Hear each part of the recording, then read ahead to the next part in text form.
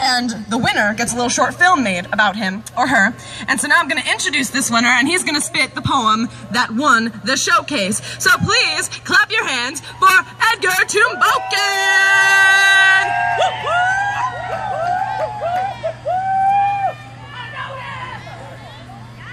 Hey guys, my name is Edgar Tumboken. I'm from Los Angeles, but I'm originally from Makati, Philippines. And this poem is entitled Nativity.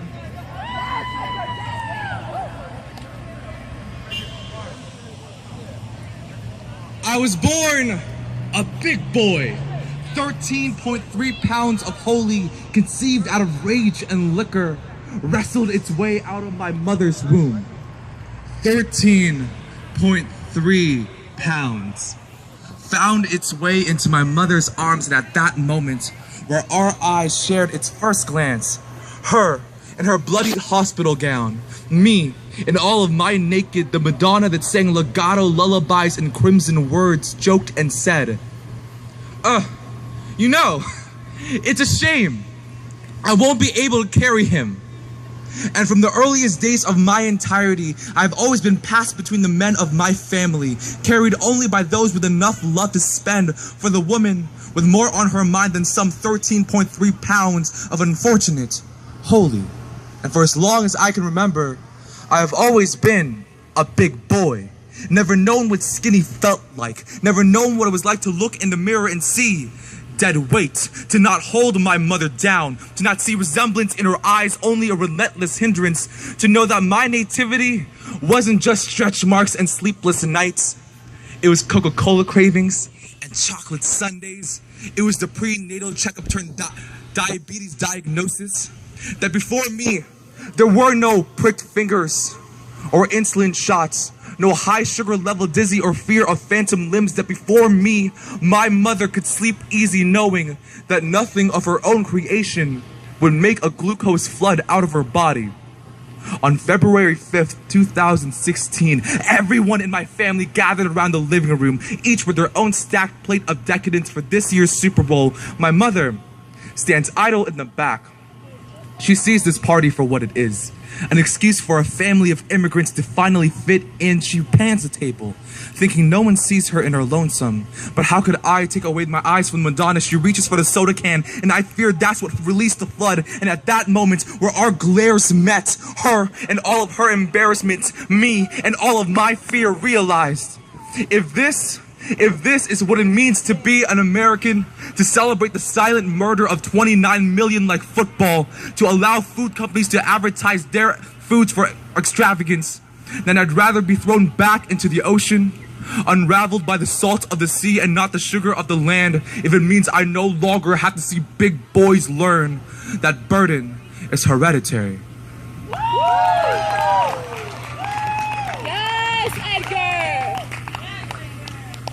Everybody clap it up for Edgar one more time. Is there anybody else that wants to touch the mic right now? Is there anybody that wants to touch the mic? Yeah. The tingling starts in my fingertips as the anxieties of today's duties find solace within the nauseated joints in my knees. My body begins to fall into its own trap.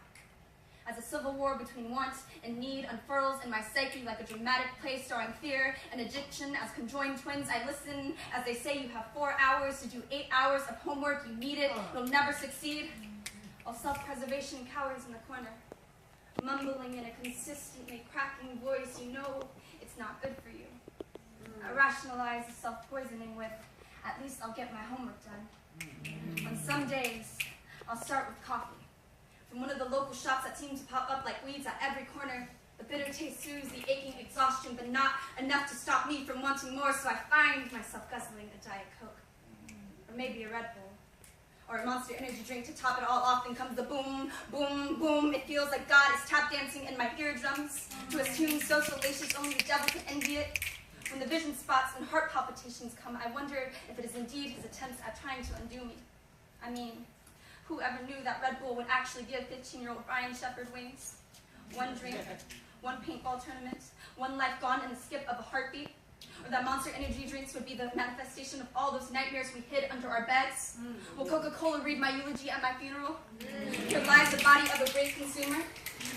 responsibility of the artist or about what you're taking from this experience.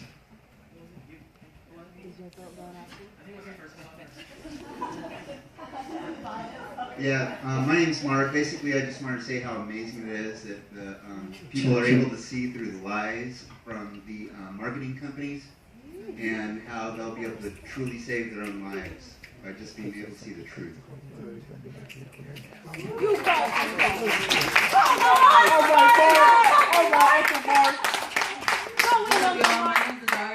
I shared this with Sam earlier, but I just want to give like a little bit of affirmation to all the poets who spoke.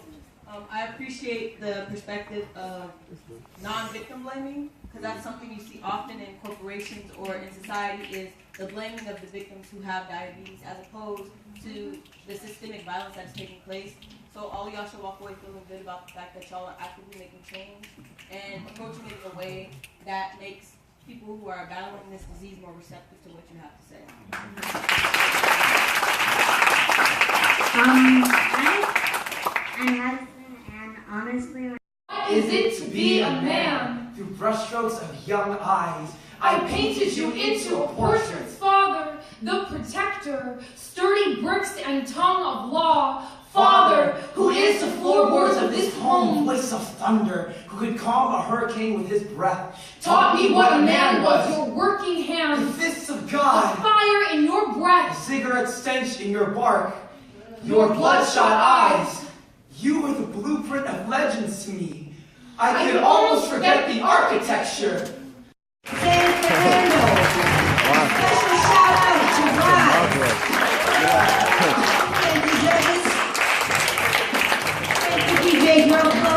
Especially thank you to only good. When her dad thought that he was cool, and her mom went black bear and showed up at school because parents cared about education and students weren't victims of manipulation. We thought life would be a breeze, but now everything is not what it seems in this so-called fairy tale. This is the future we couldn't see. Raven saw what was approaching by yourself to the end of the rainbow. Skittles would want you to taste the diabetes, but not talk about it.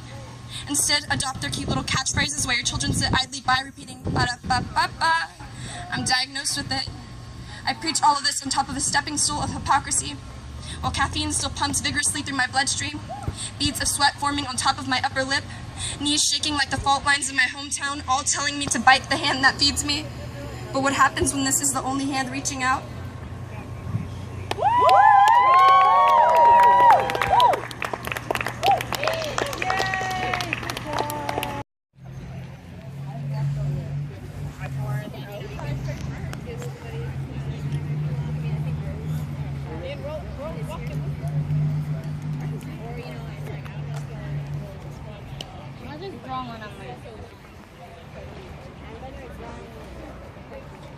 Sustain life, when you wonder what you're to, you know you're shining your light, and that's good for you. Revolution, say that. We need a revolution, that's good for you.